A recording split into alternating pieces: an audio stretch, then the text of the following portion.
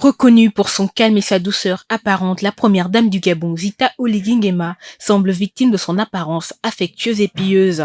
Ces derniers jours, plusieurs photos peu reluisantes de l'épouse du président de la République gabonaise ont enflammé la toile, créant une polémique autour du service de communication de cette dernière. Les 10 clichés publiés seraient selon la communication de la première dame, manifestement des photos retouchées ou des ratés qui auraient dû être censurés. À l'origine de la diffusion, le média CTRI News, suivi de près par une multitude de web-médias nationaux, les relayant sur tout l'espace virtuel. Un média classique est lui aussi revenu sur la controverse en publiant une image de mauvaise qualité de la fondatrice de l'association, Ma Bannière.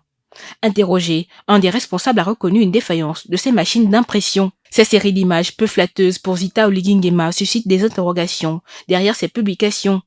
S'agit-il de simples bourdes ou d'une campagne délibérée pour ternir l'image du président de la République et de sa famille? Quoi qu'il en soit, ces incidents mettent en lumière un manque alarmant de professionnalisme et d'éthique dont font preuve plusieurs médias nationaux. Le respect des règles déontologiques, surtout lorsqu'on manipule l'image des personnalités publiques, est primordial.